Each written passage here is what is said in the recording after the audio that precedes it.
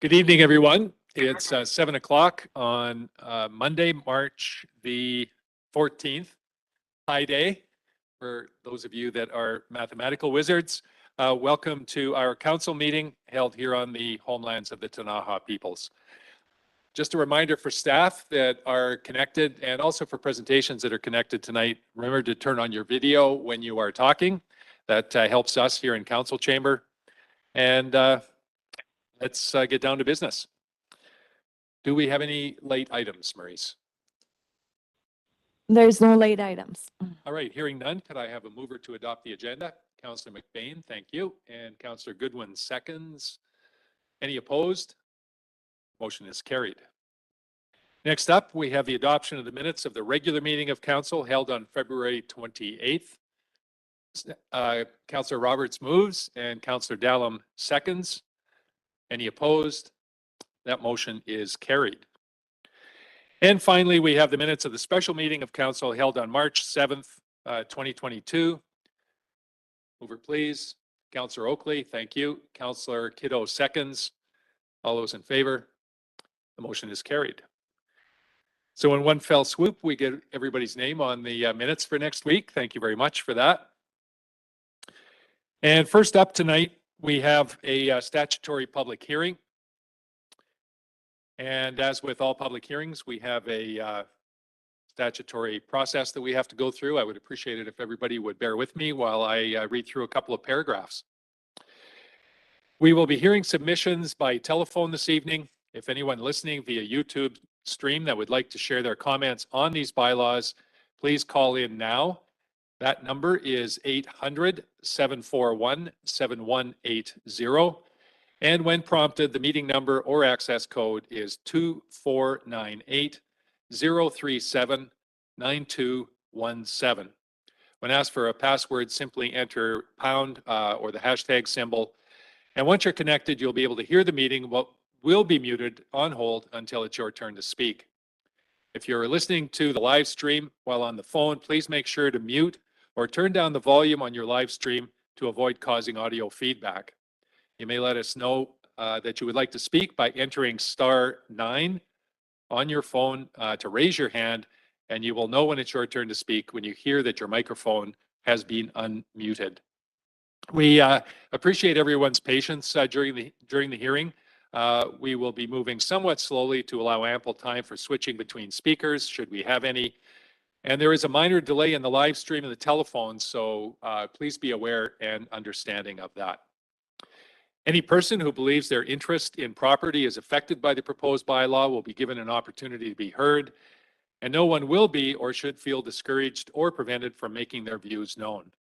Members of council may ask questions during your presentation for clarification purposes only. The main function of council members at this hearing is to listen to comments presented and not debate the merits of the proposed bylaw or any of the comments presented. Each presenter will be given 5 minutes for your presentation, and I will call for presentation 3 times before closing the hearing. So thanks everybody for your cooperation and your patience. We will start out with an overview of the proposed amendments. And Troy, if you could lead us on that, it would be appreciated. Will do. Thank you, Mr. Mayor. Proposed bylaw 2712 involves a series of text amendments intended to provide flexibility within the lodge accommodation and the resort hotel accommodation zone regulations of the Alpine Resort zoning bylaw. The bylaw will remove the requirement of having prescribed commercial uses within a resort hotel and instead propose that they be optional accessory uses. And other changes proposed under this bylaw, in order to reflect existing approved developments in the resort area, the proposed bylaw amendments also adds tourist accommodation as a permissible accessory use in the lodge accommodation 1 zone and the lodge accommodation 7 zones, and also adds resort hotel as a permitted principal use in the residential tourist accommodation 4 zone. It's a summary of the bylaw, and back to you, Mr. Mayor. All right, thanks very much, Troy. Before we begin, Maurice, do we have any written submissions? There were no written submissions. All right. Since there are none to acknowledge, I will remind everybody that you are given 5 minutes for your presentation, and I will call 3 times, and this is the first call for presentations. So the person that's on the phone line with the phone number starting with 403, ending with 10, are you calling to speak to the public hearing? No, I'm calling about the variance application for 253 Wallinger. Okay, thank you. We'll call a second time for submissions.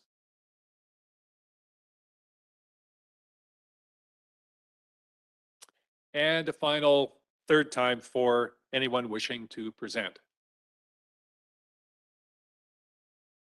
All right, with no further submissions at this time, the public hearing for proposed bylaw 2712 is now closed. Thanks everybody for your patience with that. We will now move forward. Bear with me here while I get back on point. We'll move forward with the delegations that we have this evening. And I will remind the 3 delegations that we have that I'd appreciate it, council would appreciate it if you could keep your presentation to roughly 10 minutes. There will be time after that for questions and answers. So we will begin this evening with Tim Chapman from Wildsite. Take it away, Tim. Hello, everybody. I'm assuming someone on your end will be sharing the presentation. Is that how this goes? Yes, I'm We just can do- getting it ready. Wonderful.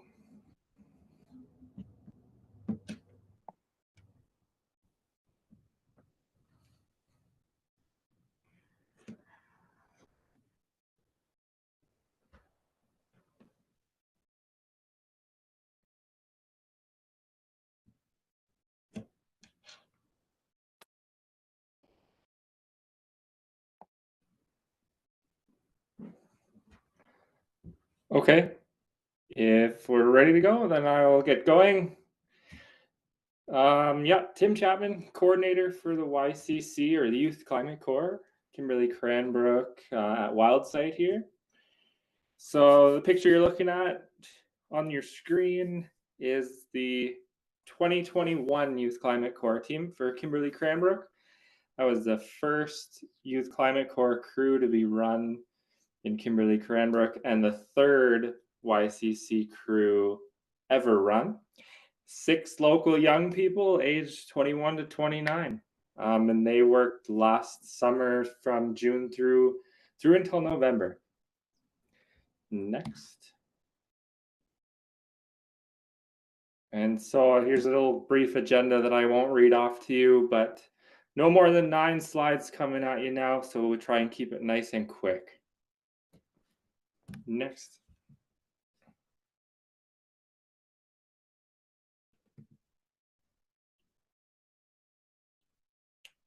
A quick overview of Wildsite itself. 35 years promoting healthy, vibrant communities and protecting wildlife, wild spaces, clean water, and inspiring a love for the wild and the next generation. So of course, we're involved in conservation efforts, environmental education, community engagement, and yeah, now Wildsite is the home of the Youth Climate Corps. Couple initiatives that anybody would probably recognize seeing around town. Wildsite kind of looks after the Kimberley Farmers Market in the summer, and the Marysville Eco Park is another example of something that's looked after by this organization. We can go next.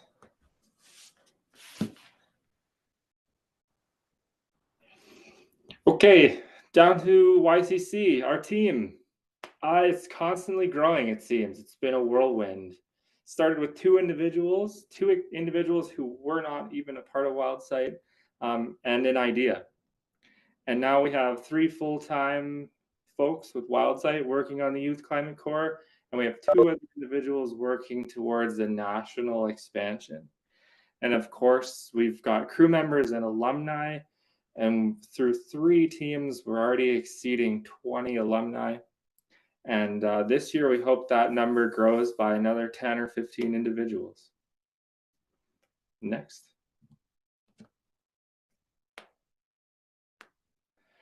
I'll just put this out there. This is our why. This is why we're doing this. Next. And so our goals are pretty simple. You know, what makes Youth Climate Corps kind of unique in our eyes is that we remove all those barriers to entry. And it can be so challenging to get your first job in any field, but particularly I think in the environmental field, where there just seem to be so few jobs typically. And so, you know, we ask for no prior experience from individuals, and we give them the training, the hands-on experience, and the professional connections necessary to launch that career, or at least get a taste for the industry. And anything that we do, any work that we complete, it tries to target a benefit not only for those who are participating, but for the local community and as well for the climate. Next. And so up until now, you know, the climate crisis and climate change and adaptation and mitigation, like this is a massive field. And there are endless avenues you can go down. But up until now, you know, the few bullets that you see on the screen here, wildfire risk reduction, local food security, ecosystem restoration, these particular fields have provided the building blocks for growing the program to where it is now. And we've also found that generally there is a need for this type of work to be done in the community. Next.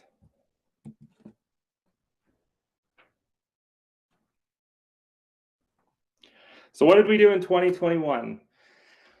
Our main project was, and this is a mouthful, Wildfire Risk Reduction Data Collection Initiative.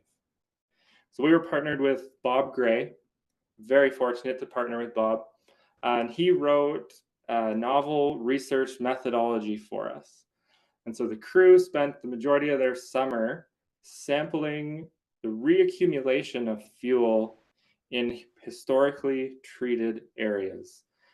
And so we know there's been a lot of this work going on around the community over the past decade, give or take. And there's a current gap in knowledge of understanding exactly how the forest responds over time.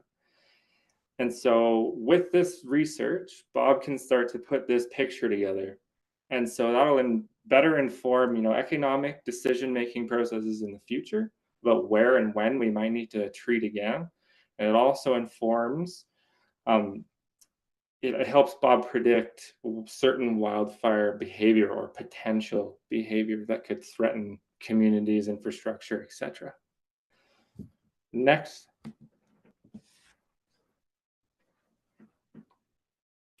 On top of that, we worked with the Kimberley Food Recovery Depot, the Cranbrook Food Recovery Depot. Food security is a really important topic to cover when you're speaking to climate change and the climate crisis.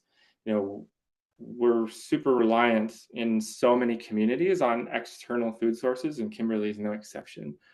And educating young people, but anybody really, on the importance of knowing how to use food, reducing your waste, understanding that just because something's going out of the back of Save-On, it doesn't necessarily mean it's the end of its life. And also putting people in touch with some of the more vulnerable populations that do exist in our community is really important work. We're also fortunate enough to partner with Living Lakes Canada and get the team last year some exposure to some water quality monitoring up in the Columbia River wetlands. And as I've got written here, a diversity of experience is the key to success. You know, the more fields that we can expose these young people to, the more skills we can give them, the more connections, the more successful our program is. Next.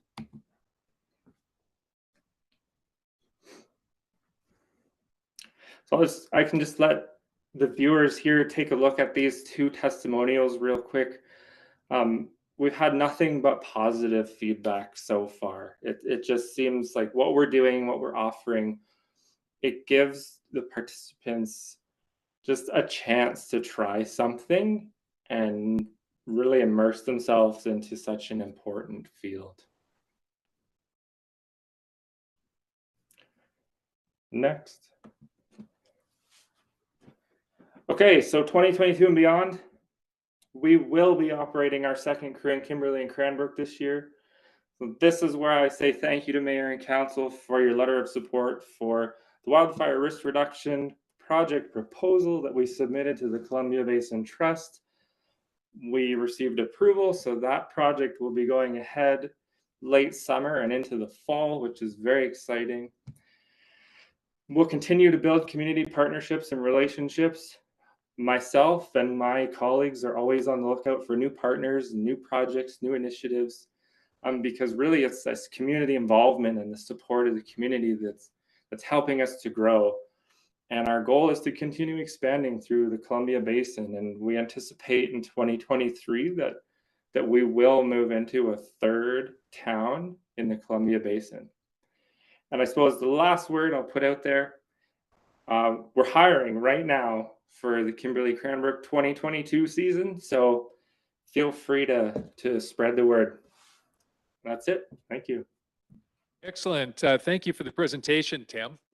Council, questions and comments. Councillor Kiddo first. Thanks, Tim. Thanks for the work that you're doing there. It's awesome. I'm just wondering if the crew members are all local, or are they coming from other parts of the province or other parts of Canada even? Up until now, majority of crew members have been locals. So my crew last year was all locals, or current locals, I suppose. One of my participants, she was from England, but she's been living here for a number of years now. This year, we're experiencing with our applicants for both the West Kootenay and for Kimberly and Cranbrook, people are seeming to become more interested from further afield. So we've had a number of applications from Ontario, Alberta, Nova Scotia, and then of course locally. So the word is getting out. Maybe we're just doing a better job at advertising, but there seems to be a broader range of interests. Thanks, Tim. Further. Was that a raised hand? Go ahead. Just wanted to say thank you. I think this is excellent. Mr. Mayor? Go ahead, Councillor Roberts. Tim, I was just wondering whether or not this extra interest means that you'll be in a position to have extra helpers, employees this summer. Are you still going to be limited to the 6 to 10 area, or how's that going to work out for you? Yes, we will still be limited to approximately 6 or 10 individuals. We would love to be able to take on more, but the reality of the nonprofit world and the fundraising world is that budgets are finite, and of course we have to work within them. And so, yeah, despite wanting to take on as many as possible, we have our limitations. Yeah. All right. Thanks very much, Tim. I appreciate the presentation, and best of luck for the coming season. Thank you. Okay, next up, we have Karen Rempel and Craig Hillman, who are going to present the Kimberley Community Development Society proposed budget for 2022. Take it away, guys. Thank you. I'm not sure if you have it in your package or if you're looking at it on the screen. Karen asked me to present the budget, as I've generally presented it in the past, and she wasn't sure with her other commitments what time she was going to be able to arrive, but we have pared the budget down to a single page. Usually it's more in the order of about 12 to 14 different pages, but as we're in the last sort of months of our operation, our activities are quite limited. So if you look at the budget, you will see that on the revenue side, all of our programs and operations and fees that we were charging are wrapped up. So there isn't anything on the income side. And then on the cost side, it's a very small number of things, a little bit of bank charges, computer support, which is largely software licensing for the accounting softwares that we need to continue to use to get things wrapped up. Some insurance, and the insurance is the director's insurance that we're going to keep in place. We've purchased the policy to the middle of this year, and by then, hopefully things should be wrapped up and we will not need that anymore. There's just some miscellaneous office expenses for postage and materials and that sort of thing. The professional fees that are on the budget at just over $1,000, that largely consists of the costs of working with the auditors. We will not be engaging a full audit for next year because there's a very small amount of material that would need to be going through. So I believe that is going to take place as a review. And yeah, by far the brunt of the costs is our payroll and benefits. And we had Louise, who has been our longtime head of the administration department. She was still employed with KCDS in January and working on getting year-end financials and audits and things wrapped up. So some of her payroll was in there. Her position did end, and when it did end, we provided her with severance. So there are severance costs that are rolled into that. And we also set aside funds to be able to contract with Louise now that she's working independently in order to provide the necessary accounting that we need to wrap up the society. So there will be final reconciliations. We have outstanding bills and things that need to be paid off. There's the process of transferring remaining assets back to the city as per our constitution and bylaws when we wrap up. We have financial reporting information that has to be put together for the core society group so that they can report back to the Rural Development Fund as their project is also wrapping up. Yeah, and then we have a bit of paperwork that needs to be put together for the final dissolution of the society. So that payroll and benefits line includes a fairly wide range of different activities, but that is the cost. We do have funds that have been accumulated over the years that will cover these costs, but they don't appear in the income side. They are simply funds that are in our accounts that are available to do that. So that is the budget in a nutshell.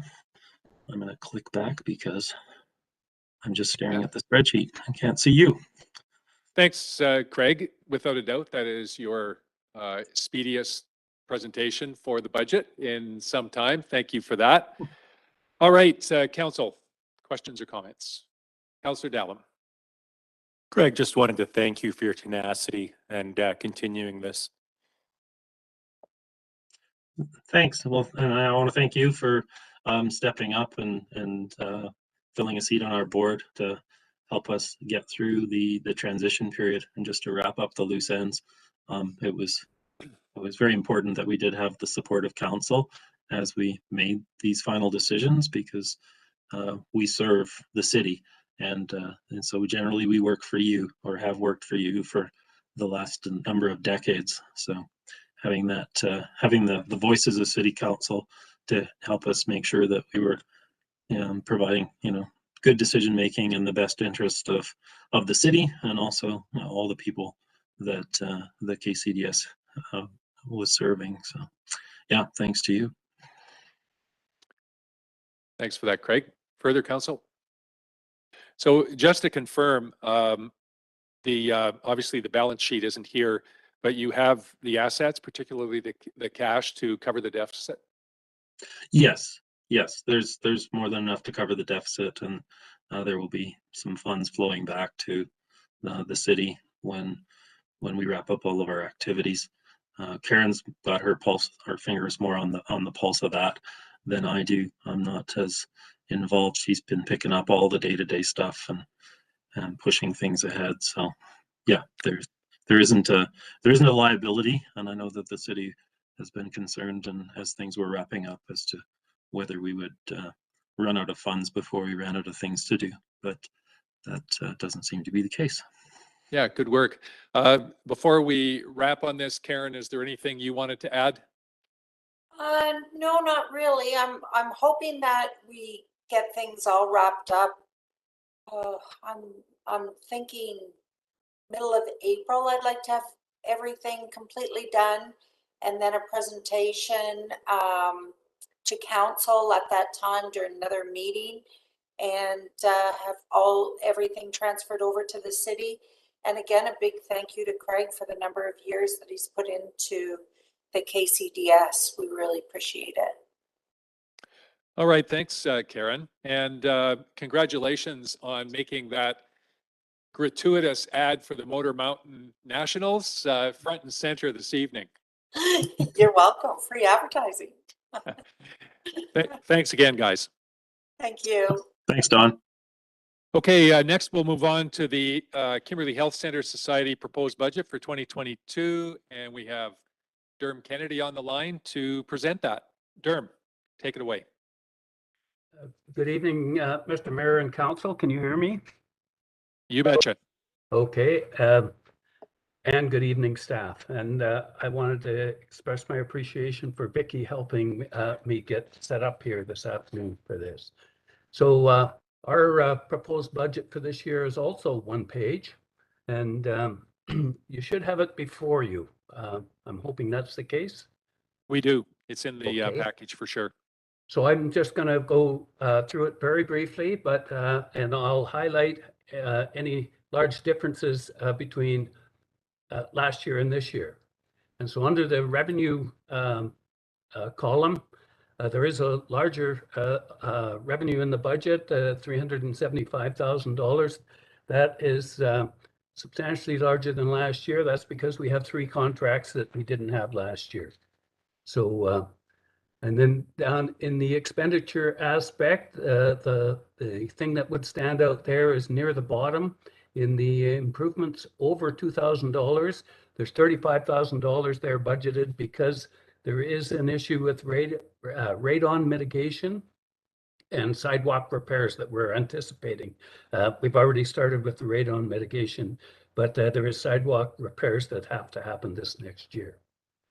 And in society expenditures, there's not a lot of differences there. The $1,000 in the CBT advisor program is we have requested assistance from Columbia Basin Trust, and they were going to be having a management seminar, which will help in aspects of running our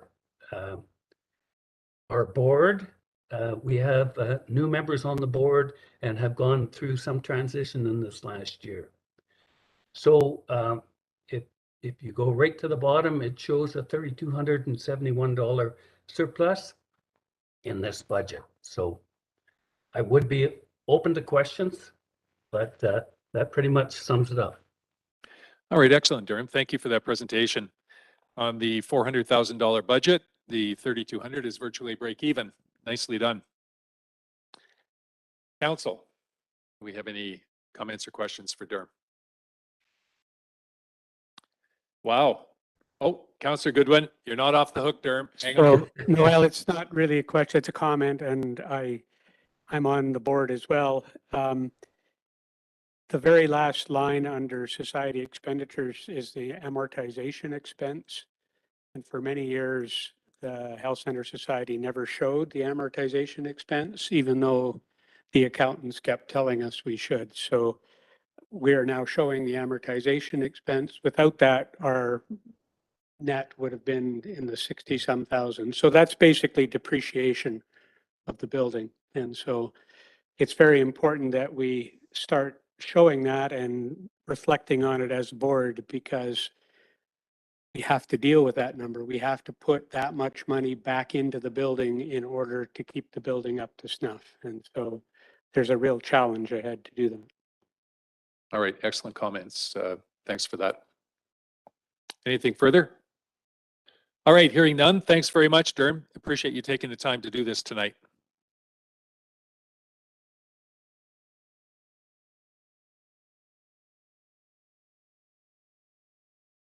Okay, next up, we have bylaw number 2716, which is the City of Kimberley Solid Waste Regulations and Fees bylaw.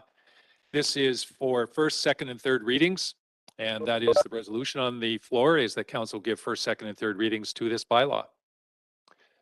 Councillor Kiddo moves and Councillor Dallum seconds. Do we have any discussion? Any final comments from you, Jim, or is this pretty much as it has been, through the budget process? Yeah, this is it's just a simple correction, Your Worship, or Mr. Mayor, to reinstate the reduced rates for secondary suites and carriage houses that was in the previous bylaw. So this is just fixing that. All right, excellent. Further comments or questions from council? Hearing none. Any opposed? That motion is carried.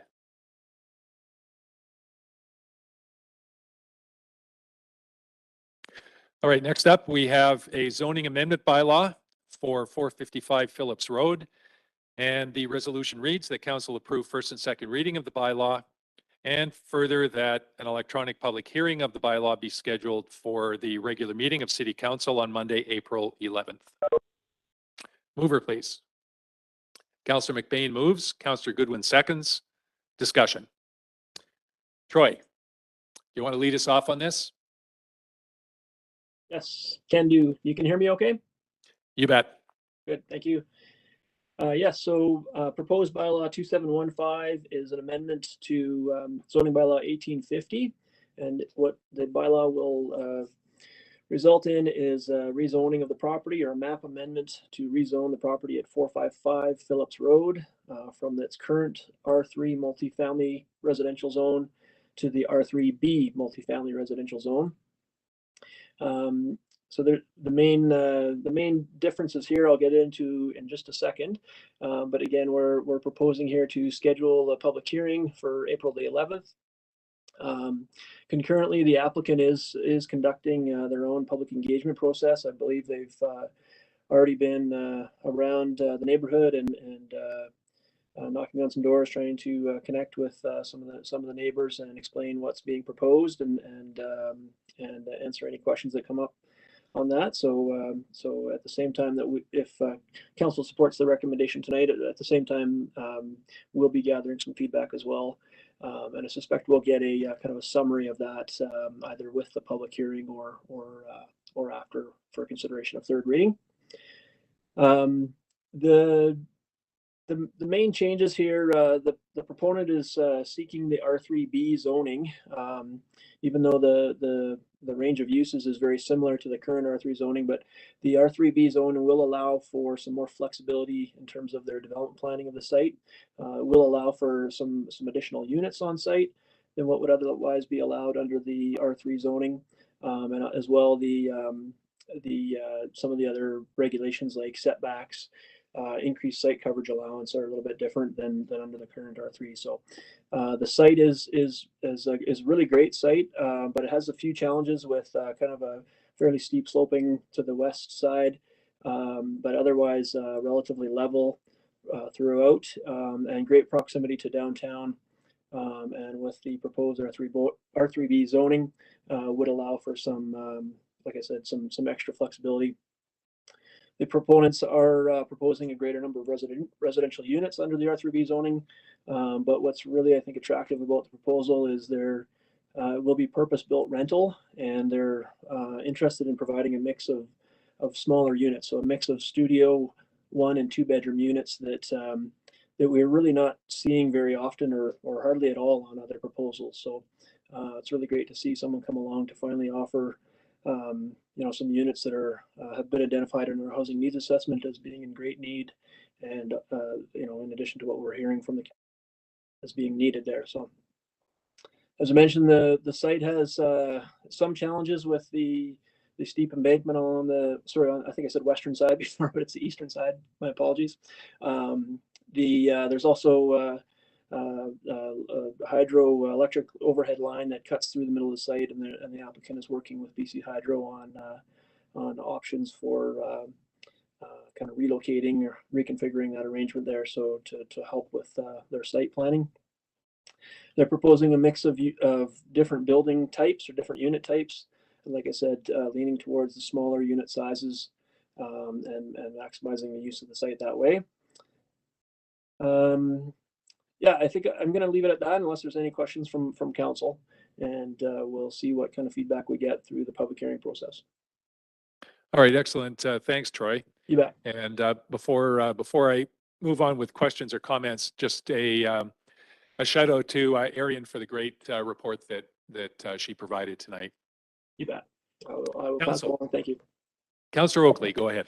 Thanks, Troy. I got a couple of questions. Working with the developer, if this goes ahead, I understand that there's a need for a lift on that property, a lift like for sewage. So is that part of the developer's requirement, or is that city that would supply that? The expectation is the developer would provide that. They've been made aware of the situation there with the sewer line, and what that is just where the sewer would tie in at Phillips Road and Halpin Street. It's roughly same grade or slightly higher grade than what much of the site is. So they're going to need a kind of a lift station and force main section to provide sanitary service to the site, or from the site, I guess is a better way to put it. And so they're factoring into that into their development planning, and that will be confirmed through the development permit process. Okay, and if they supply that, do they maintain it as well? That'll be confirmed as well through that process. It will depend somewhat on kind of how it's configured and which portions are on site, which portions are off site. Okay, I have one more question if I can. Go ahead. I'm just wondering about parking. Is there any indication of relaxation of parking requirements? At this time, it's a little early to tell. I think they're part of why they're aiming for the smaller units is to kind of aim for lower parking requirement on there. But that again is a detail that we will confirm through the development permit process. Thank you. You bet. Further, Councillor Dallin, go ahead. Just to address that, there's a high level drawing and it suggests there may be some underground parking with the apartment building. So with the 36 surface level, potentially 14 underground, that would service the parking needs as per our bylaw. I'm really looking forward to seeing something like this go forward. I think that it's got a lot of benefit, and hopefully we can make it work well for the city. Thank you, Councillor Dallin. Councillor Roberts. Thank you, Mr. Mayor. That piece of property's been sitting there for a long time looking for something just like this. It feels to me like this is the appropriate usage for this piece of property, given its limitations on both sides and what they're intended for in terms of being central. I think it's an awesome opportunity for this kind of a building. I hope everything can get worked out to proceed. Excellent. Thanks, Councillor Roberts. Further? All right, we'll call the question then. All those in favor? Any opposed? That motion is carried. Next up, we have the Alpine Resort Zoning Amendment Bylaw 2712, Resort Hotel Text Amendments. And the specific resolutions are that council approve third reading of this particular bylaw. And I need a mover. Councillor Goodwin, thank you. And Councillor Dallin seconds. Discussion. We're at third reading. Anything to add, Troy? Thank you, Mr. Mayor. No further comments on this. We had the public hearing for this bylaw earlier tonight and no submissions. So we stand with our recommendation there to approve third reading and also adopt the bylaws as well. All right, another detailed report that was pretty clear this evening as well. Okay, council. Anything? Any opposed? That motion is carried. And finally, the council adopt bylaw 2712, which is the Kimberley Alpine Resort Zoning Bylaw number 2016. Councillor McBain moves, Councillor Roberts seconds. Further discussion? All those in favor? Any opposed? The motion is carried. Okay, next up we have signed development variance permit for 361 317th Ave. And third time is a charm, I think, as it is coming to council. So before I read out what the motion is on here, I guess I wanted to just clarify a couple of things. So I was a little bit surprised, Troy, and maybe you can speak to this, that the request was actually for council to get involved in kind of persuading the applicant, you know, to do something that feels kind of really operational and something that we don't normally do. If you could maybe just kind of give us a hint here, it would be appreciated. Yes, thank you. That's a good point, Mr. Mayor. And I apologize. I see now that that recommendation was not worded very well. The intention there was that what we're looking for there is to council give direction to staff to further work with the applicant towards a further alternative plan or further revised plan. Just as some extra background, if I may, council will recall we've considered this application a couple of times now, and since the last time the applicant has provided a revised plan, as was requested or recommended by staff and supported by council previously, and that revised plan has is proposing a lower height sign than what's currently on the site. But still requires a variance, and it's because it still exceeds the maximum height limit or maximum height provision of the sign bylaw. So that's the clarification of that. Sorry, is that we weren't expecting council to work with them, but rather to give direction to staff to further work with them towards a further revised plan to make something that complies with the bylaw. Right. Okay. Thanks for that clarification, Troy. I guess, you know, a couple of times now, I've actually gone back to the actual sign bylaw, and nowhere in that bylaw does it reference industrial in any way. And in fact, for freestanding signs, it references Platzl area, and then it talks about setback areas for the other two criteria. And I guess, you know, I get the feeling that if we go back, or kind of my impression is that as we go back to the genesis of this particular bylaw, the majority of it was to control basically the downtown, you know, the commercial area of the city. It was at a time when we had virtually no commercial area, or certainly the commercial area was not in play. And I don't see the applicability or I don't see the reasoning behind trying to get this particular sign in that industrial area to conform to a bylaw that was primarily put together for the downtown area. The state of that site is abysmal. I think, as a matter of fact, this particular property and that sign are probably the nicest things that we we have down there. And I commend staff for the negotiation and getting this proponent to make the adjustments that they did. But I think what I'd like to see is a recommendation from council to just go with what the agreement is right now and then move on to other things. Clearly, staff's job is to stay inside the lines when it comes to the bylaws, which we completely appreciate. And it's not a reflection on the work that staff has done, but more a reflection on why this has come to council. And that's because the request is outside the lines. And I just don't see any percentage in staff spending any more time trying to refine this when there will be very little benefit gained by doing that.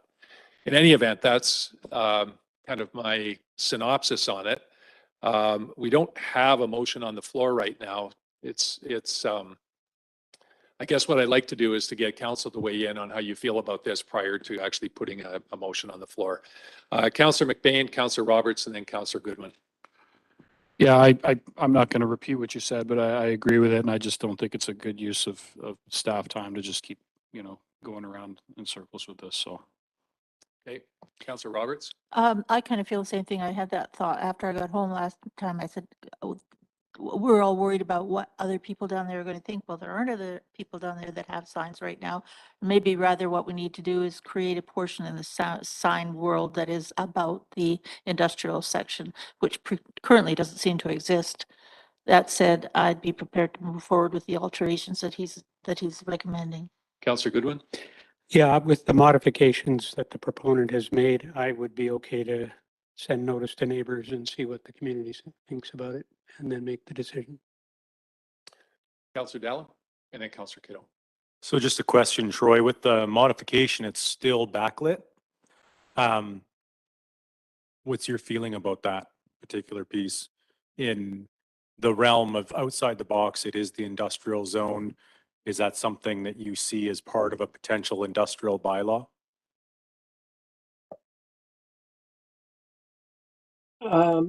Yeah, perhaps. I think yeah, I mean, I think there was some desire to minimize the amount of backlit signage, just to, as a further constraint on kind of sign clutter, I guess. But that's certainly something that could be reviewed as part of a bylaw review moving forward. Yes.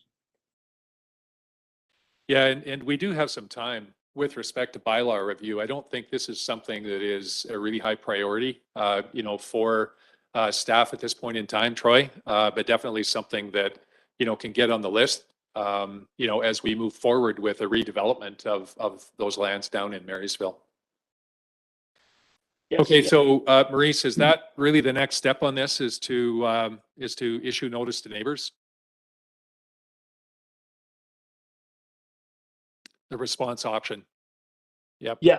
Yes. If I may jump in there, Mr. Mayor, if council is interested in issuing notice, then they would want to move the response option there that lays out the variances involved and direct staff to issue notice to the neighbors, and we'd follow up at a future meeting. Okay, very good. Thank you, Troy. Could I have a mover, please? Councillor Kiddo moves and Councillor McBain seconds. Any further discussion?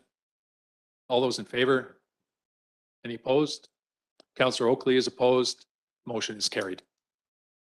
Thanks very much, Troy. Appreciate the going the extra mile on that one to this point, and we'll get that notice issued and see what happens. Mr. Mayor? Go ahead. I'd like to suggest that we seriously look at that, creating a proper industrial section bylaw around the time when we plan on finishing the development of that road in there and making it look pretty nice and making it attractive. I think we need to have that in place by that time. Yeah, I think, go ahead, Troy.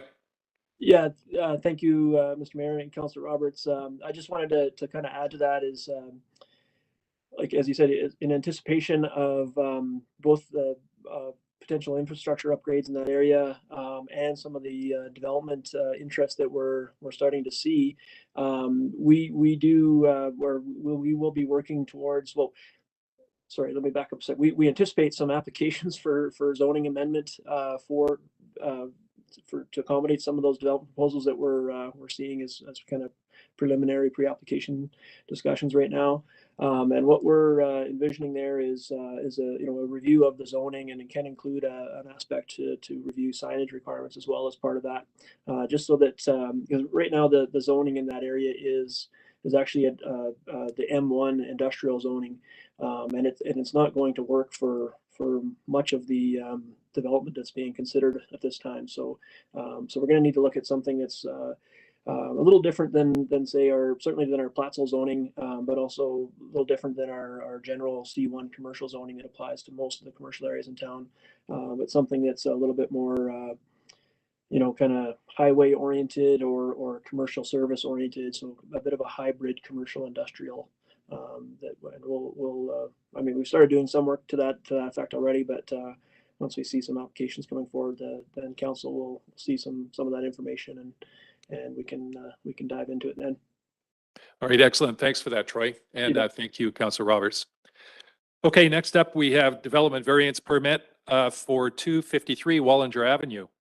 And the specific resolution is that council direct the corporate officer to issue notice to neighbors of 253 Wallinger of the intent to vary as per the report. Could I have a mover, please? Councillor Kiddo moves and Councillor Dallum seconds. Roy. Yes, thank you, Mr. Mayor. This application is just wanted to be clear, it's not a variance of use, but rather a variance of the location of a use. So this property at 253 Wallinger Avenue is a multi-unit commercial building. At the front, at the Platzel side, is the Our Place restaurant, and then there's a few different commercial units kind of in the back half of the building or so that the individual units front onto Wallinger Avenue. This particular unit is the former chamber office that I think most council will remember. And the owner has been in the process of kind of renovating and upgrading that, and wishing to change the use to allow basically for more of a residential occupancy, but for the purpose of allowing a tourist accommodation use. And so there is, in addition to the zoning, this variance application, there is also a short-term rental license application that's under review and is pending the outcome of this variance decision. So the main issue here is, although tourist accommodation use is permissible in the CP1 zone, the regulations specifically say that it should be located only on the second or third story of a building. So the intent there initially, I think, was to make sure that we have a range of commercial uses fronting into the Platzel, fronting onto the public space of the sidewalk, and that's why it's set up that way. This particular application is a fairly small unit within the building, and is obviously fronting. It's on the main level, and fronting onto the sidewalk on Wallinger Avenue. So it triggers the requirement for a variance to vary that location. Staff has had some concerns with the application. Also, just wanting to make sure, like, we do allow for tourist accommodation use in a number of different areas, and including the Platzel, although like I said, it's normally only on the upper levels.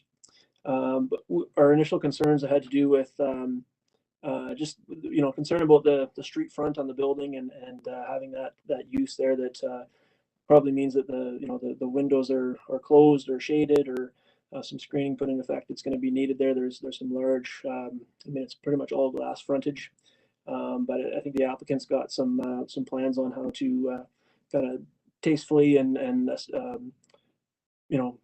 aesthetically pleasing kind of change to the windows there to ensure some screening, some privacy for the tenants or for the occupants, but still making sure that the street front looks good. As well, we've certainly heard from a number of inquiries over the last little while, the people looking for small commercial units, and we had some concerns with kind of the other potential commercial uses that could be used here. But the applicant has indicated that they did try for quite a while to find a commercial tenant, and just they weren't able to make that work. They weren't able to find anybody that was willing to rent there or use that space, and that's when they came up with the idea to convert it to tourist accommodation use there. So staff is supportive of this variance, certainly to send notice to neighbors. The applicant has provided a couple of letters of support from adjacent businesses in the building there. The other point we just wanted to make is that, excuse me, that this change isn't a permanent change. It doesn't have to stay tourist accommodation forever. If the applicant finds that doesn't work in the longer term, they can quite easily convert it back to some other commercial use with a simple building permit application to change the occupancy or the use classification there. So I will also point out that I believe the applicant is on the line. It was the other caller there that was identified earlier. So if he has anything else to add, if council wishes to hear from him. But I'll leave it at that as the overview, and we'll see what kind of feedback we get from the neighbors. All right, thank you, Troy. I have a question with regard to the red house down at the other end of the Platzl. It's gone through many iterations, some commercial and I believe some residential as well. How did we deal with that?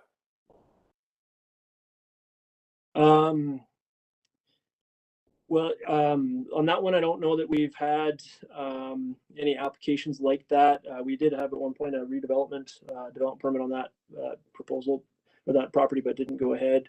We have had a similar variance to location of use on one of the houses on the between on that block, kind of between the library and Stonefire, one of the smaller houses there that had some previous commercial use on the main floor space, but then was renovating to wanting to use part of the main floor and the lower floor for residential use. So we did a similar variance in that situation. Yeah, I remember that. I'd forgotten all about that particular house. Okay, thank you. Thank you for that.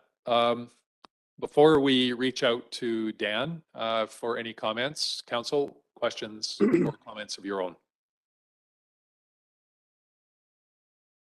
Go ahead, Councillor McBain. This is a general comment. I mean, it just seems kind of clunky to me, and I'm not sure. I just don't know why somebody would want to be on a main floor type of thing like that. It's an odd concept to me. It's just a general comment. Yeah, no, fair enough. Yeah, and it just feels odd. Yeah. So Dan, did you want to respond to that? Sure. Yeah. Thanks for having me on here. So I agree, it is odd, but it's an odd space. So obviously, I know it extremely well, and I don't know if you guys can picture it, but technically, yes, it is main floor, but in reality, you have to step up several steps and back off the sidewalk to get to it. And it's sort of set back into the building. So it's not as though it's the same as, say, our place or any of the commercial spaces that front onto the Platzl, where you really are confronted with the street there. This really does sit back. I mean, not a ton, but enough that it's not really interacting with the street. It is a weird little space. We've owned the building for, I think, 4 years now. And when the Chamber of Commerce had it, it was really, really rough. And subsequently, we have put a colossal amount of money into the building itself and that space in particular, trying to improve upon it. And as Troy mentioned, we did try pretty hard to find a commercial renter for it. And it's just not a space that really appeals to, apparently, people looking for commercial rent, because we just couldn't get any takers. All right, thanks for that, Dan. Councillor Dallin. Just a comment, Dan. I'd be really quite intrigued to see what this could become. Oh, in terms of what it'll look like? Yeah, I think, from what the drawing says, I mean, it leaves a lot to the imagination of, it could be a pretty cool little space. Oh yeah, no, it's a super cool space. If you recall, the Chamber of Commerce had ceilings that were probably about, I don't know, 9 feet high. In the demo work that we had done in there, we discovered actually 2 false ceilings that took it up to, it's over 14 feet ceiling height in there. Councillor Roberts, and then we'll move on. Oh, thank you. Well, I empathize with the fact that you haven't been able to lease it as a commercial space, but I'm trying to think over this period of COVID, how many new commercial spaces were filled, or the downside of that, how many commercial spaces were moved out of. And there's a school of thought that now that we're nearing the end, that we might be getting back to business as usual, and that we may be able to find that arising soon, where we're able to have people looking for your commercial space. So just, I appreciate that you've had a difficult time, but I'm hoping, and I'd like to put that posit forward, that that is likely to change. Councillor McBain. Sorry, should I respond to that? you want a response? Oh, yeah, yes, if you'd like to, that's fine. Sure. Yeah, I will say, I mean, COVID obviously was a big deal. When COVID hit, we immediately reduced all of our tenants' rent by 50% the day that all of the lockdowns went in place, and never asked for any sort of rebate back on that. Their rent came back up after a few months, and then when there was another round of lockdowns, we dropped it again over a period of time, and have honestly hemorrhaged money on this building since we've owned it. As I say, we've had it for 4 years. We actually have made no money on this place. Every penny we've made has gone back into the building, and we tried for literally months to rent this space out. To no avail. We did eventually get the former Kootenay Financial space rented to a law office out of Cranbrook that was looking for a satellite office. But that started, I would say, I started talking to them about a year ago, and they finally moved in December of 2021. So that's how long it took to get that space leased. Point taken, thank you. Councilor McBain, last comment. Yeah, no problem. That was kind of funny. I saw the note on there, the high efficiency sink toilet combo, and didn't know that it was this thing. And it actually is. So it is. It's very cool. Yeah. Yeah. So kudos to being creative there. The two, I just want to get a better understanding that on the drawing of the plan, the two spots up front, there's kind of two or three rooms that are don't have a label on them. Is that just, are those just, those are separate? That's the different property? That's the unit next door. Okay, yeah, okay. I just wanted clarification. Thanks. Yeah, so if you look at how the wall sort of pies out there from the front, that's the demising wall between what is now the law office and 253. Right, got it. Thanks. All right, awesome. Good conversation. Time to call the question. All those in favor? Any opposed? Councillor Roberts is opposed. The motion is carried. Okay, next up, we have the COVID-19 Safe Restart Community Grant Program Policy. We have to work on the titles for these a little bit, try and shorten them up, or use an acronym at least.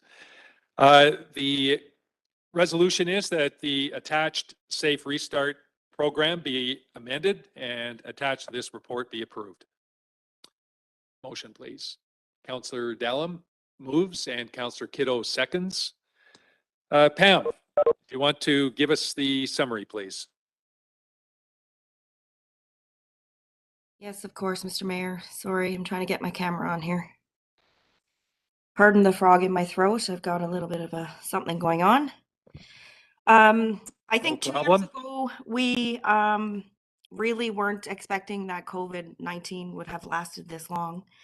And of course, none of us are certainly happy about it. But in light of this policy that we had created last summer, where we anticipated that, likely it would all be over and we would have ample amount of funding to give out to local not-for-profits that were significantly impacted by COVID. We had developed this policy, but in light of the length of this thing, staff would just like to have a little bit more time to identify our own projects and to make sure that we're using that money as it was intended by the province. So we've just made an amendment, which we do absolutely anticipate to still have funding available come January of 2023. We just amended to seek applicants for that grant up to May 2023. All right, excellent. Thank you, Pam. Any questions or comments, council? Hearing none, call the question. All those in favor? Any opposed? Motion is carried. Thanks, Pam. Don't go away.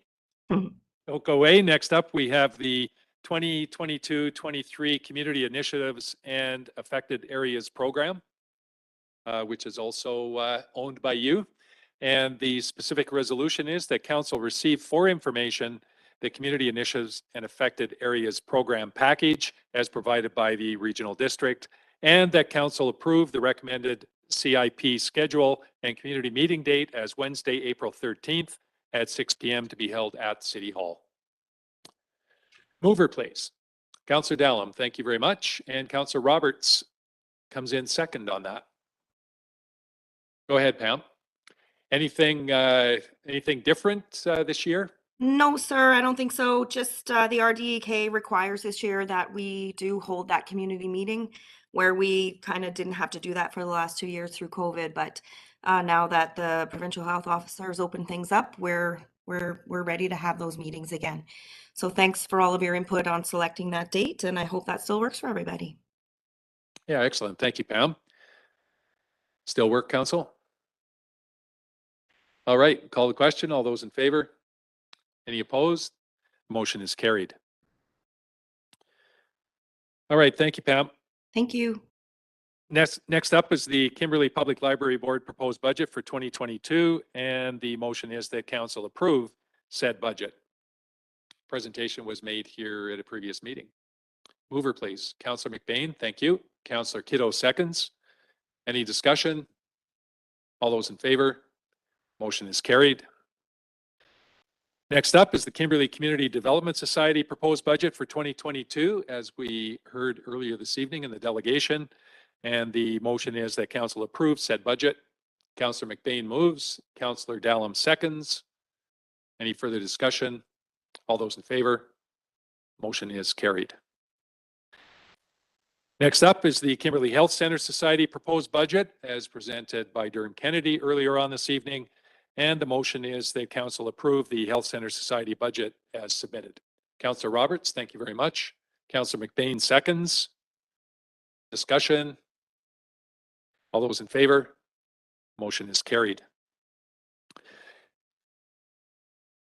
Item number 5 under new business is the 314th Avenue Road Reconstruction Tender Award. We have a couple of motions here that I think we can do all in one motion. The first is to award the road reconstruction project for 314th Ave to Galley Equipment Services in an amount not to exceed $367,379, exclusive of GST, but inclusive of other applicable taxes. And further, that council authorize the CAO or his appointed designate to execute the contract, and the council authorizes the expenditure of the remaining $128,620 budgeted for that to fund engineering and contract administration services, as well as any unexpected costs associated with the completion of the project. Mover, please. Councillor McBain, thank you. Councillor Goodwin seconds. Chris, any comments on this one? Thank you, Mr. Mayor. I'll just make a couple of comments. We were happy to see that this particular project received 5 bids on this project. Nice to see some participation, unlike what we saw last year. And, you know, we did get one that came in well within our budget, which was excellent to see. I think it'll be a significant improvement to the road in that particular area. The road there is significantly deteriorated and well deserving of this work. So happy to answer any questions council might have regarding the project. Council? Go ahead, Councillor Roberts. The company, Galley Equipment, is not, I'm not familiar with that. Are they reasonably local, Chris? Yes, they are. They're based out of Cranbrook, actually. Okay, are you hearing no further comments? Call the question. All those in favor? Any opposed? Motion is carried. Thank you, Next up, Council. we have the Boundary Street Reconstruction RFP award. And the various motions here are that council award the Boundary Street Reconstruction Project to Bad Ventures Limited for an amount not to exceed $1,058,581, exclusive of GST, but inclusive of other applicable taxes, with $698 of this amount being applicable to the city of Kimberley, $287,000 being applicable to Tech Metals, and the remaining $72,000 being applicable to the optional component related to the Central and Watkins development. Let's do these one at a time. That's a mouthful. Mover, please. Councillor Kiddo, thank you. And Councillor McBain. Go ahead, Chris. Yeah, thank you, Mr. Mayor, Council. this project went out to tender early this year, as we hoped it would. And we certainly saw much better results than we did in 2021 with getting 4 bids in on this project. And certainly the wait garnered us some better pricing on this particular job. So we're happy to see that. And I know you probably haven't heard of this particular company either, but they're based out of Cranbrook, a newer company in the area, but they have been doing a fair amount of work locally. So and I've heard some good things about them. Councillor McBain.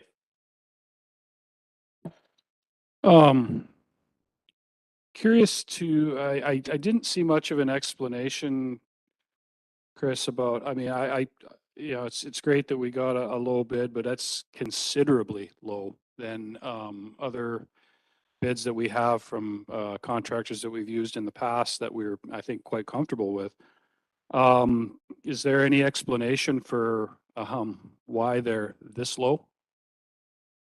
Yeah, certainly. We asked that exact question. And the bulk of the savings for this contract relates to some significantly lower pricing than expected that Bad Ventures was able to secure on primarily the tech portion of the job. There's a bit of savings on the city's portion, but it's the bulk of it is in the tech portion. They just got some really good pricing opportunity to pick up some pipe for that project. Further? Yeah, further. I guess I'm just hesitant a little bit on the remaining budget portion of it.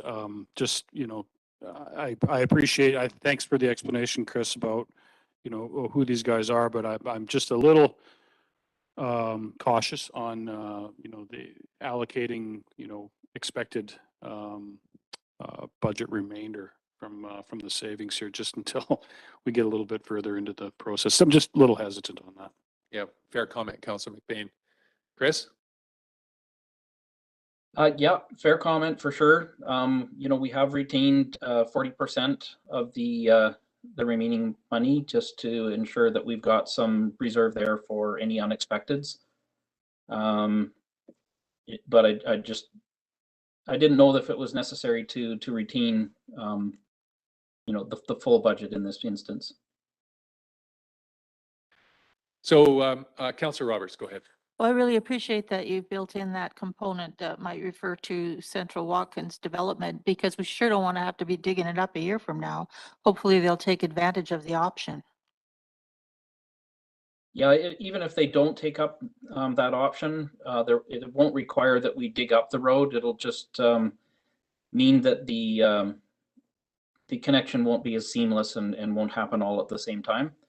We will be reaching out to them and make sure that they still aren't interested, but to date they have indicated that they would like to wait. That's good. Yeah, I think that, you know, with respect to the approved budget on that particular portion anyway, Chris, at $132,000, the allocation of cost at 72 is a significant enough difference that I would definitely encourage you to get a hold of them. That's a material change, and may have a material change in what their view toward that is as well. In addition, I guess, you know, when we, I think as we read through the report, when you see such big differences in the bids that come, in particular the lowest bid, and when the recommendation is to take the lowest bid. I know had asked you some questions today and got some really good answers. I think it would be prudent to look at that and include, kind of be preemptive and include those comments in the staff report, so that as we're going through it, you know, there is no, you know, minor panic on, you know, whether or not this is a good deal or not a good deal. Kind of that detail in the report would be much appreciated. For sure, duly noted. Would you like me to add any detail on any of that at this point, or? Council? Councillor McBain, go ahead. No, I think the mayor kind of hit it on the head, Chris, and I appreciate the explanation. I mean, I trust your guys' judgment, but I think, you know, it's just prudent for us to ask, and I agree. It would be having a little more detail in the staff report would just be probably save us a few questions. Yeah, it might have helped to know that Bad Ventures was part of Silverado too. Bad Ventures is kind of a bad omen for the project. I'm just saying. Okay, thanks for that, Chris, and thanks, Council, for all the feedback. So without further ado, we'll call the question. All those in favor? Any opposed? The motion is carried. Next up, we have the council authorize the CAO or his appointed designate to execute the contracts for this particular award. And further, the council authorize the expenditure of up to $423,000 of the uncommitted budget funds representing 40% of the contract award to fund costs associated with the completion of the City of Kimberley portion of this project.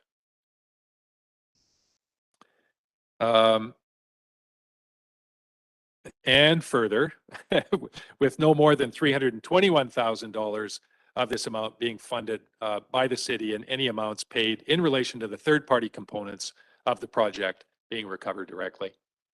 Mover, please. Councillor Kiddo, thank you. And Councillor Dallum seconds. I should have just said as per the staff report. All those in favor? Any opposed? That motion is carried. Okay, thanks so much, Chris. Thank you, Council. Thank you, Mr. Mayor. Next up, we have the appointment of the 2022 Parcel Tax Roll Review Panel. We need a couple of councillors along with Troy Pollock, Manager of Planning, as members of the Parcel Tax Review Panel for the calendar year 2022. And further, the council schedule a sitting of the Parcel Tax Review Panel for 6:30 p.m. on Monday, April the 11th in council chambers at City Hall. And finally, the council authorized the CAO to post advance notice of the time and place of the sitting with the usual media. Councillor Roberts moves and Councillor Dallum seconds. Who are the councillors? Okay, Councillor Roberts volunteers. And Councillor Kiddo as well. Thank you. So insert names on blank lines. The resolution stands. All those in favor? Any opposed? The motion. So we had Councillor Roberts as mover. Who was second? Councillor Dallum. Councillor Dallum.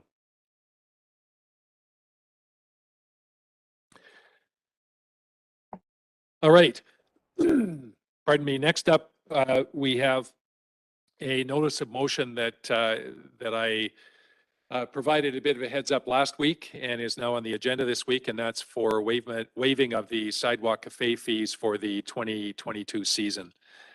And the motion is that whereas, we have a whereas with this particular motion that in accordance with section 11.2 of the sidewalk cafe regulation bylaw, council may by resolution waive all or a portion of the fees prescribed on an annual basis. Be it resolved that council waive the application fee, renewal fee, and annual rental fee for the season and seasonal and year-round patios for 2022. Could I have a mover, please? Councillor Oakley moves and Councillor McBain seconds. I think as we're coming out of COVID, I think it's prudent that we add one more year on to the waiving of the fees. The businesses definitely need the support, and I think this would be a move in the right direction. Councillor Roberts. That does not preclude people from just having a sidewalk. No, cafe. it does They still not. have to apply. Applications are required, and we have lots of other requirements, such as insurance, for example, if the city as a named beneficiary, et cetera. So the applications need to go in. It's simply the fees that are being waived. Thank you. Yeah. Councillor Goodwin. So I'm not opposed to this. I just wondered if you know what the financial impact will be, what the total is that we're foregoing for the year. I think it's in the neighborhood of $3,000, and with the new bylaw for year round, it could be as high as 4,000. I think in that area. Does that sound right, Maurice? Roughly. Mr. Mayor, Troy here. I would agree. That's probably a good ballpark estimate. Okay, awesome. Thanks. Thank you, Troy. You bet. Further? Nope, it's good. Any further comment? Hearing none, call the question. All those in favor? Any opposed? The motion is carried. Thank you very much for your support on that, Council.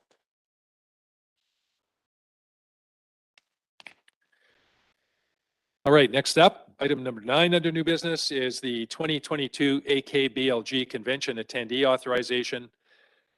Each year, attendance at AKBLG is open to any member of council that wishes to partake. This year, AKBLG is in Nelson, covering April 22nd to 24th. That's a Friday through a Sunday. Anybody interested in attending? Councillor Roberts? Yeah, I'm interested. I have to, I'm waiting for a doctor's appointment for my husband's surgery, so that would be the only thing. That's okay. It's probably light years We ahead. can authorize, and if something comes up, it can be changed at a later date. Thank you. Okay, so Councillor Roberts, and you can put my name on that list as well, Maurice, and we will confirm, both Councillor Roberts and myself will confirm over the next week or so. Anything further?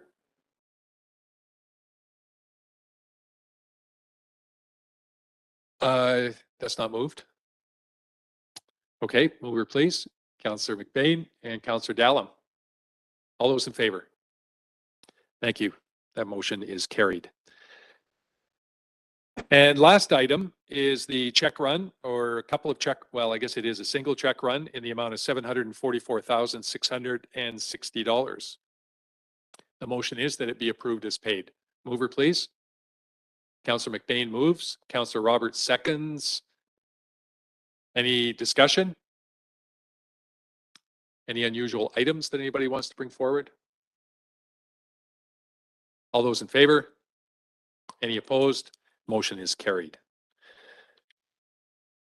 All right. Next up, we have correspondence.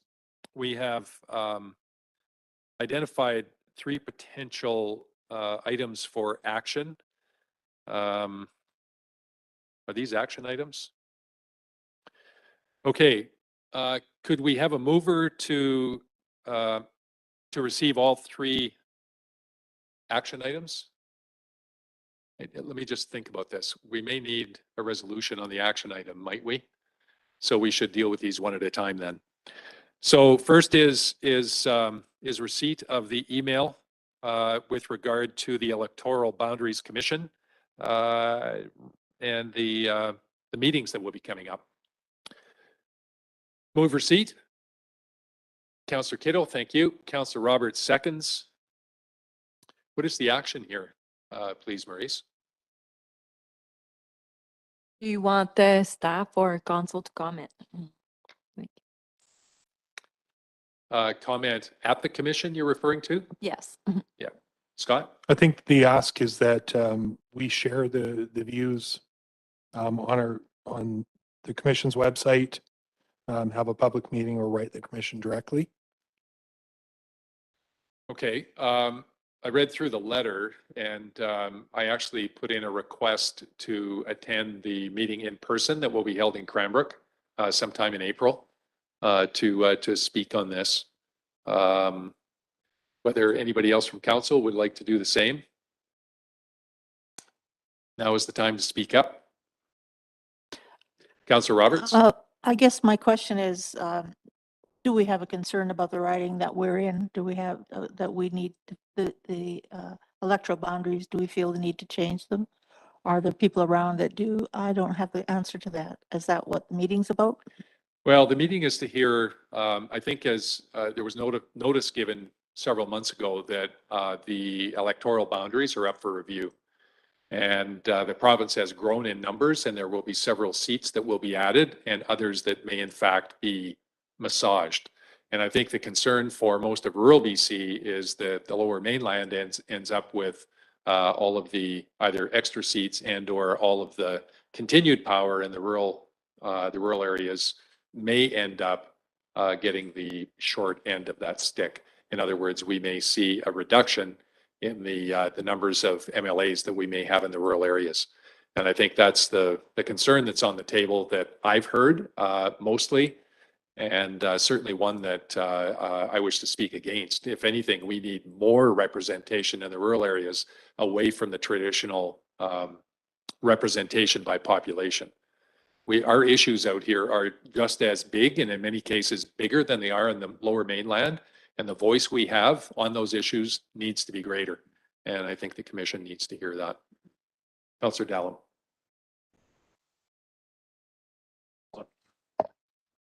I'd be interested to attend with you. Just if I can work it in my schedule, I'd just like to know more. Go ahead, Ken. I'm happy to check out the website and submit some thoughts to them on that. Awesome. Okay. Okay, so the motion is for receipt. All those in favor? Any opposed? Motion is carried. All right, next up, we have the email from Kathy Peters regarding prostitution in Canada. I don't think there's an action item on this, is there, Maurice? Refresh my memory. So she was offering to appear as a delegation and kind of decided to run it by council if you were interested, considering that it's not necessarily in the jurisdiction of council. Right. Did Kathy not appear as a delegation here not that long ago? I seem to recall. Well, not that long ago, within the last year, I think. Anyway, she has appeared as a delegation before. Council?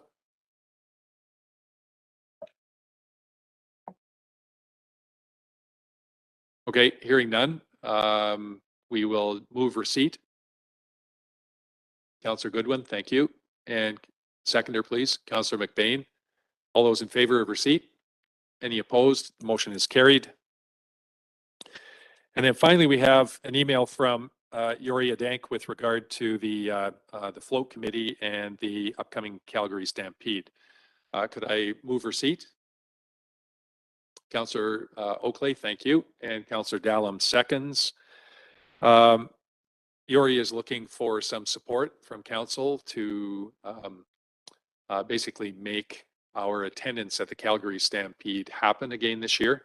It has traditionally been an annual event, but over the past couple of years, obviously with COVID, that has not been the case.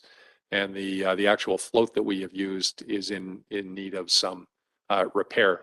Councillor Oakley.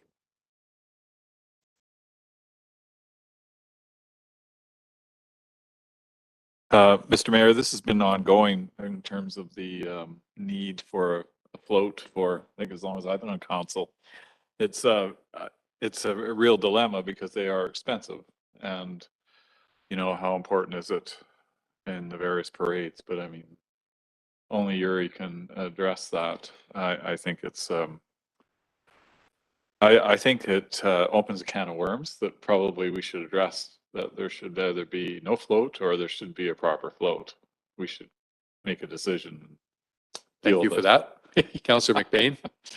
Yeah, I get that there's tradition and stuff, but I actually don't understand the purpose. You know, I think if the purpose is to promote the town, I honestly don't really think we need to do this. It just seems like something that is kind of antiquated and there's just not a need for it. I mean, if we want to go forward, that's fine, but I just don't see the need. Okay, further? Can I suggest that we forward this and the conversation to Tourism Kimberly, which is our destination marketing organization. And quite honestly, you know, this should have moved into the domain of the DMO a long time ago. It didn't for a whole bunch of reasons, but I think that that's a better place. If council would agree, I will volunteer to move that on. Okay, all those in favor of receipt? Any opposed? Motion is carried. And finally, we have two more items for information purposes. Thank you, Councillor Goodwin, seconded by Councillor McBain. Any comments? Hearing none, all those in favor? Motion is carried.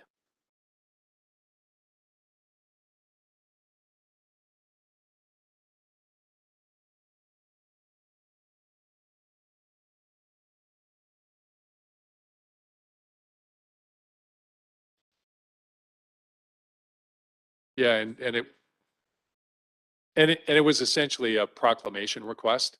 So I believe Vicky has corresponded with the letter writer indicating, you know, what our bylaw is for proclamations.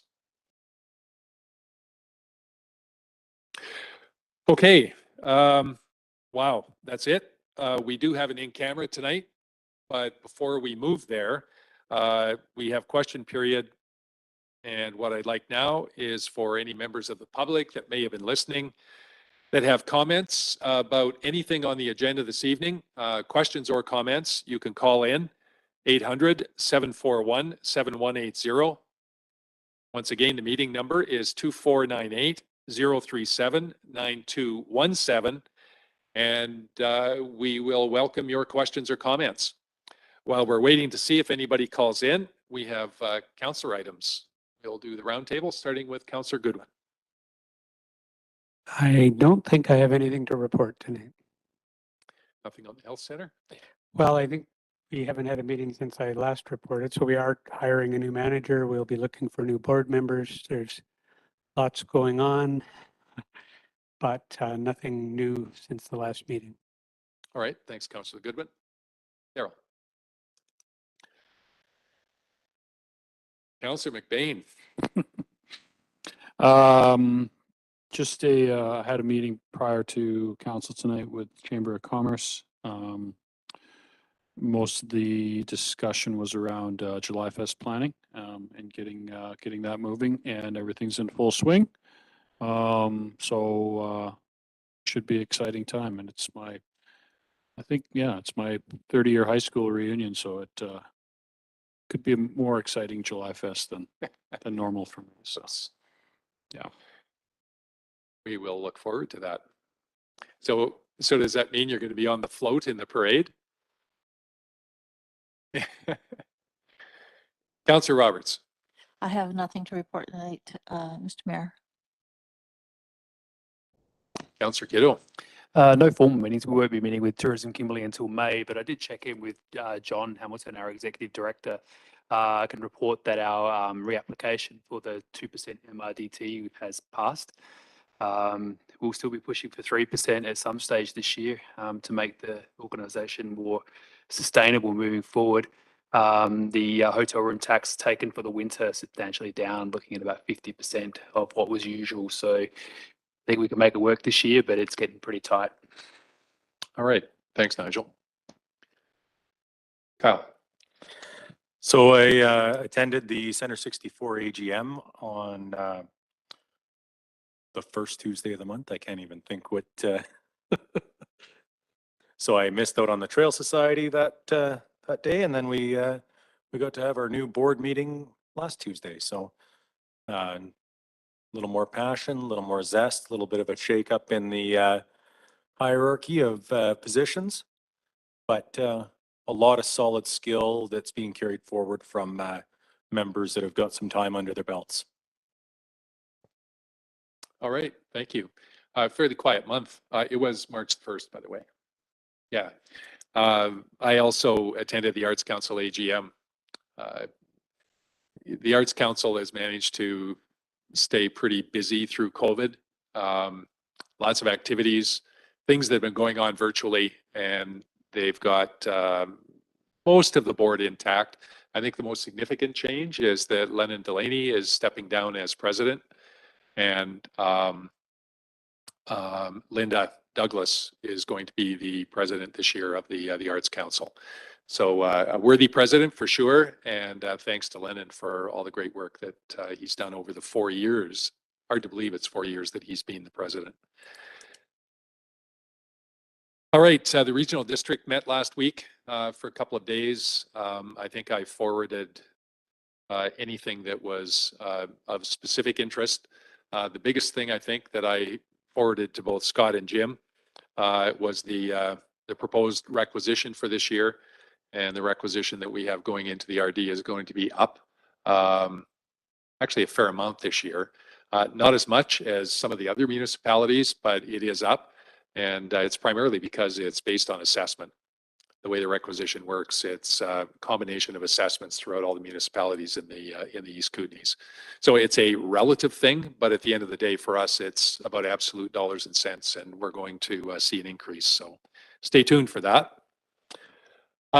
Maurice, do we have any callers? We have no callers, Mr. Mayor. All right, hearing none, what I would like is a motion to move in camera. Councillor Dallin, thank you. And Councillor McBain seconds. All those in favor? Any opposed? That motion is carried. All right, we'll take about 2 minutes, plus 2 plus 1, 5 minutes in total to get ready for in camera. Thanks, folks. Appreciate all those who attended this evening.